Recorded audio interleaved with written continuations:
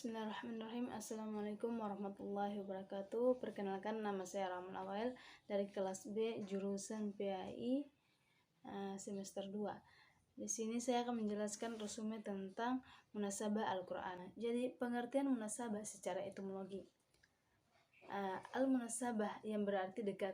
Al-munasabah artinya mencari kedekatan antara dua hal, adalah mencari hubungan atau kaitan antara keduanya seperti hubungan sebab akibat, persamaan, perbedaannya, dan hubungan-hubungan lainnya.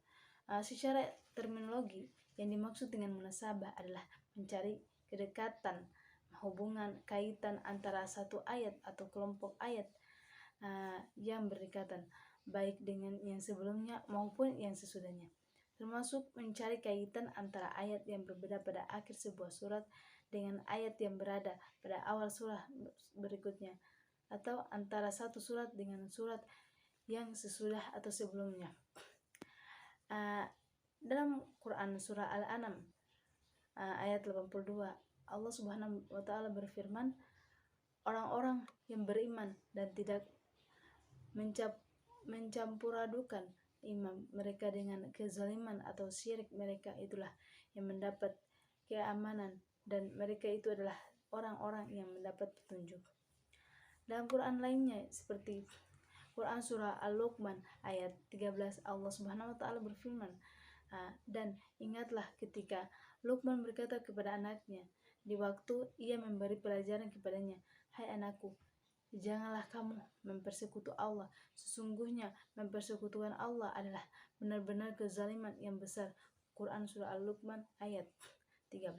Macam-macam munasabah ada 4. Yang pertama, dalam Quran surah Al-Baqarah ayat 190 yang berbunyi, dan infakkanlah hartamu di jalan Allah, dan janganlah kamu jatuhkan diri sendiri ke dalam kebinasaan dengan tangan sendiri, dan berbuatlah, sungguh Allah menyukai orang-orang yang berbuat baik.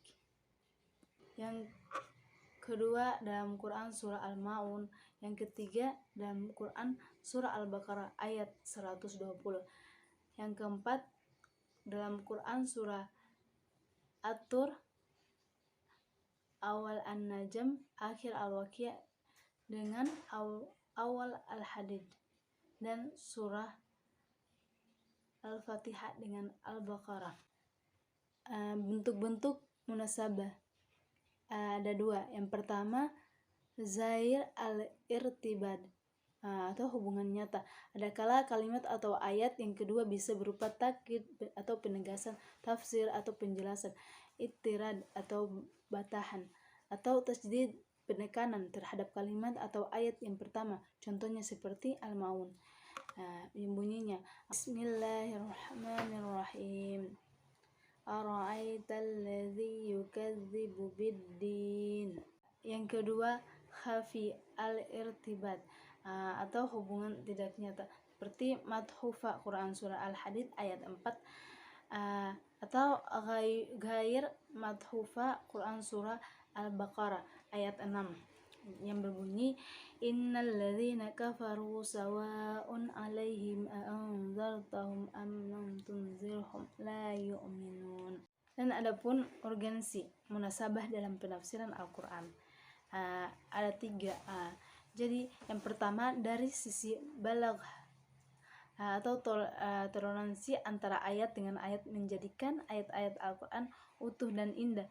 Bila dipenggal, maka keserasian, kehalusan, dan keindahan kalimat yang teruntai di dalam setiap ayat akan menjadi hilang. Yang kedua, ilmu munasabah dapat memudahkan orang dalam memahami makna ayat atau dalam satu ayat atau kaitan antara satu ayat dengan ayat berikutnya. Bisa saja seseorang yang membaca Al-Quran tidak dapat menangkap keutuhan makna, bahkan dapat menimbulkan kesalahan dalam pemaknaan seperti yang sudah dijelaskan dalam bagian sebelumnya. Yang ketiga, ilmu munasabah sangat membantu seseorang mufassir dalam menafsirkan ayat-ayat Al-Quran sehingga dapat menjelaskan keutuhan makna ayat atau kelompok ayat, juga dapat menjelaskan keserasian antara kalimat dengan kalimat dan ayat dengan Bahkan antara surat dengan surat, ilmu munasabah akan sangat membantu, terutama dalam istinbat hukum. Ya, itu saja penjelasan dari saya.